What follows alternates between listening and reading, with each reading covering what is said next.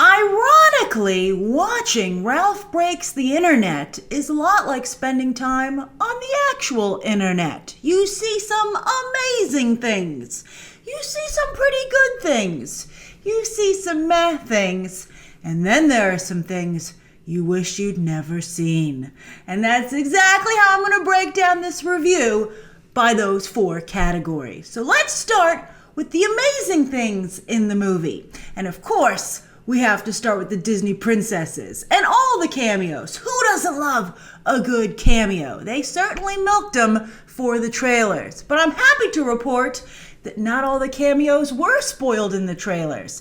And there are a couple of surprise ones in the movie. Some of them really brief, but take the surprises you can get. The Disney princesses also have one scene that's all new. They didn't show any of it in the trailers. It was pretty good, but still the standout scene is in the dressing room. And they have additional new little details that also weren't in the trailer, which are so on point, so clever, so out of the box, so out of the castle, that it's actually a little hard to believe. Like, I need my Disney princess movie. I just need something. This needs to continue. It's amazing. All right, the other amazing stuff in the movie is Taraji P. Henson's Yes, my favorite character. So much energy, so much positivity, and I loved her clothing. She does so many costume changes, it's like she's hosting an awards show or doing a cover shoot for a magazine. But my favorite item of clothing that she had was by far and away her fiber optic fur coat. I couldn't help but think while I was watching the movie, whoever gets to play her like in the Disney theme parks, like for nighttime entertainment, is going to look so fabulous if they can recreate that coat. Like, wow, apply now. It's going to be amazing. Someone should actually make that coat. Like Katy Perry, eat your heart out. Although Anna Wintour, of course, came over and told Katy Perry to turn her dress off. No one would do that with this coat. It was amazing. Then also, at some points during the movie, they really captured the fun of the internet, how great it is to be part of a global party. Also, when Vanellope and Ralph first go on the internet, it's like going on a ride, and maybe Disney's thinking of building one. It was very cool.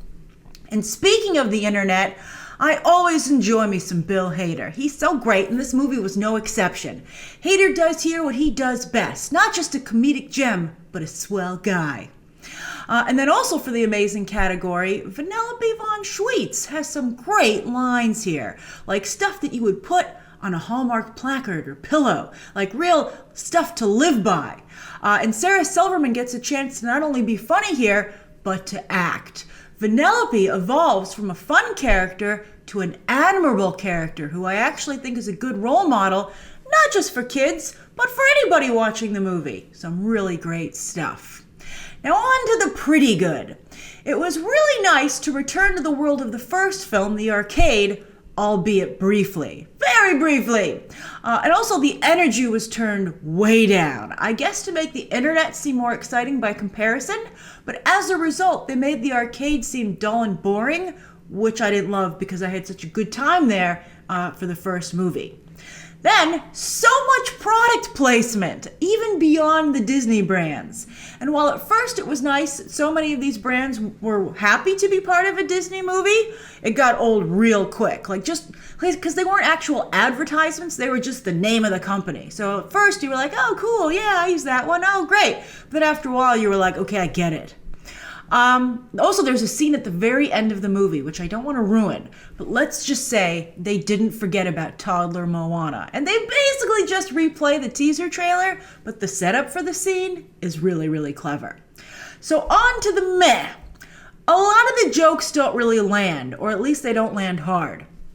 And some don't seem like family material. Like Vanellope at the beginning of the film asks Ralph if he thinks Zangief manscapes.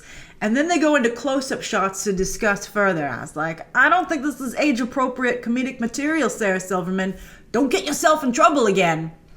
I mean, she has just dodged a couple of bullets recently. I wouldn't tempt fate. And then despite Gal Gadot's best efforts, and she's very good here, although I think Gal Gadot is a wonderful Wonder Woman. I think she is, she's a little like Harrison Ford. She can only do one thing. And she's going to have to struggle to make sure it continues to seem fresh, because I just kept hearing Wonder Woman. A lovely Wonder Woman, but Wonder Woman nevertheless. And despite her best efforts, I just didn't care for Slaughter Race as a game, like beyond the introduction. Like, you're like, aha, that's clever, oh, cool. And then you're like, oh, we're going to stay here? I mean, no offense, Vanellope, but Sugar Rush is way better. Not just visually, but the racing scenes were, I think, better done as well in the first film. And while I totally understand that there wasn't anything for them to really do in this story, I still really missed Fix-It Felix Jr. and Sergeant Calhoun. I mean, they pop up here and there, but the focus on them is as a married couple, but not just a married couple in a rut. And they were such cool characters in the last movie, it was a little tough to watch them be depicted that way. And then the movie also has some very clever observations about how the internet works. I love the way that Yes dealt out hearts. That was really cool. And also, it had some really poignant things to say about internet comments. Not just story-wise, but I think the way they set it up visually was very powerful as well.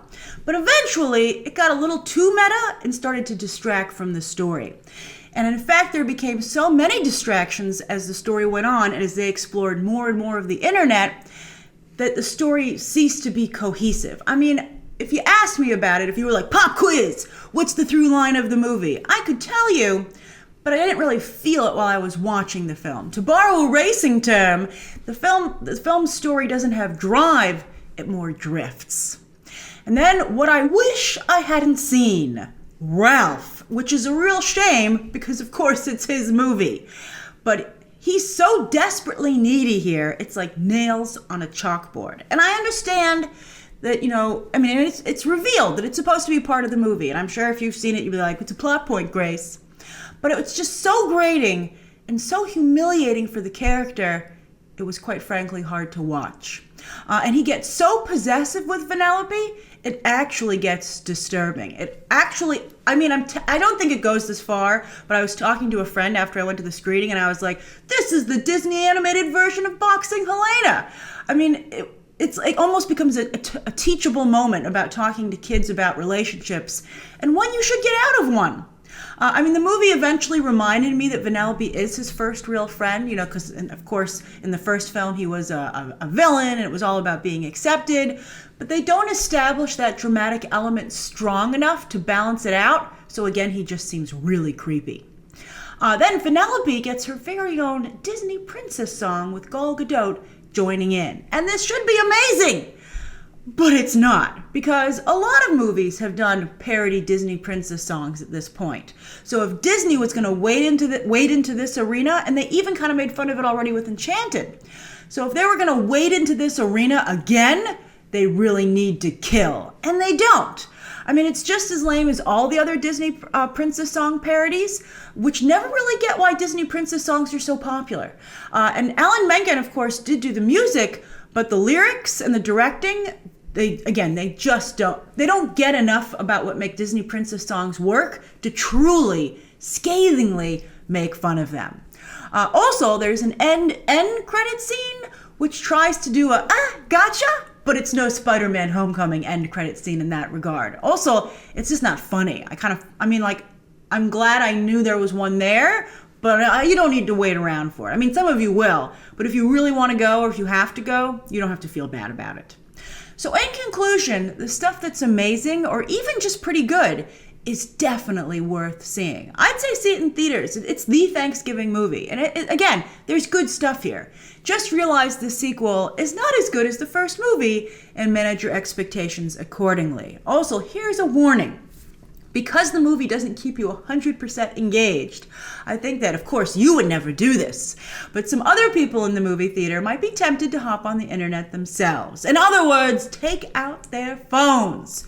So maybe you might want to consider seeing this movie for like a matinee or at a time when it's not going to be too crowded. I can also maybe see some kids having a hard time staying focused as well, and you might want to factor that in too. It's weird. If you go to the matinee shows, you're going to have kids who can't focus on the film, and if you go to the evening shows, you're going to have adults who can't focus on the film, and they both deal with not being able to focus in equally interrupting, frustrating ways. All right, so that's my review of Ralph Breaks the Internet. I'm very curious to hear your thoughts about it down below. No spoilers, though. We'll have a spoiler review the week of release. But share your thoughts down below. And of course, as always, you can check out some more videos right now.